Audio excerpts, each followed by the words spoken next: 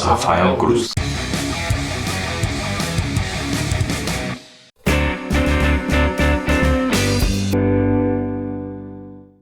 E aí, pessoal, tudo bem? Eu vou contar algumas coisas só para poder chegar na minha opinião mesmo. Meu pai e minha mãe não eram religiosos, eles não eram. Então, minha mãe era tipo desviada da Adventista e meu pai nunca foi na igreja católica. Então eu acabei indo para a igreja porque eu queria. Eu acabei chegando lá porque, sei lá, eu achei interessante. Então eu fui. Quando eu cheguei, eu achei muitas coisas bacanas, sabe? Pessoas incentivando o amor, o cuidado e tal. Só que com o tempo a igreja foi mudando um pouco. Foi mudando, ou então não sei se fui eu que fui mudando a minha percepção. Mas eu chego a um ponto em que eu comecei a ver que tinha um apelo muito grande para dinheiro.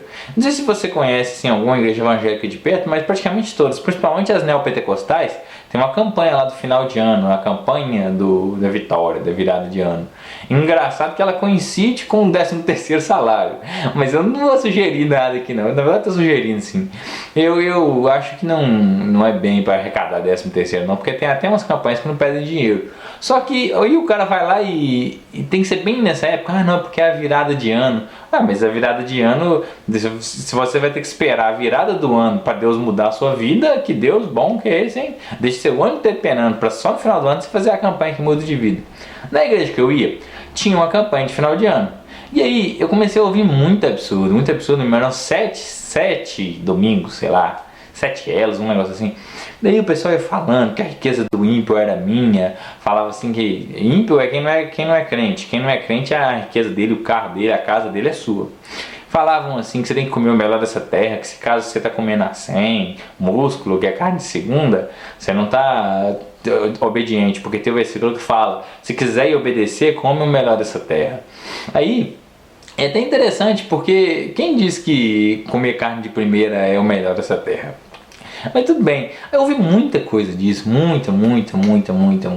Aí eu fui chegando a um ponto que eu fiquei muito cansado de ouvir isso, revoltado. Aí um domingo, foi bem no dia desse a riqueza do ímpio é minha. Eu acho que foi nesse dia mesmo. Eu tocava guitarra no louvor. Eu pedi o pessoal assim pra tirar uma música, não tocar uma última música, porque eu queria dar uma palavra. Aí, quando eles aceitaram, eles deixaram eu dar uma palavra no lugar de uma música, mais ou menos uns 3 minutos. Aí, sabe qual foi a minha palavra? No meio a uma campanha de uma igreja neopentecostal de prosperidade de final de ano, falando que você tem que ser rico, que tem que comer o melhor dessa terra e que os que não são crentes vão ir pro saco. Olha o que eu li para eles. 1 Timóteo 6, versículo 8 até o versículo 10. Tendo, porém, sustento e com o que nos cobrirmos, estejamos com isso contentes. Mas os que querem ser ricos caem em tentação e em laço e em muitas concupiscências loucas e nocivas que submergem os homens na perdição e ruína. Porque o amor do dinheiro é a raiz de toda espécie de males. E nessa cobiça alguns se desviaram da fé e se transpassaram a si mesmos com muitas dores. Mas tu, ó homem de Deus, foge destas coisas e segue a justiça, a piedade, a fé, o amor, a paciência e a mansidão. Aí depois que eu li isso aqui, foi espetacular o trem. Você via a galera lá dos líderes da igreja assim, olhando por mim com uma cara feia assim, nossa, eu vou mandar uma bazuca nesse cara agora. E aí também, em compensação, você viu o pessoal lá sentado na igreja parando, olhando, pensando, refletindo. Aí eu vi aquilo e eu fiquei pensando assim, acho que eu fiz merda. Mas tá bom, pelo menos eu desabafei.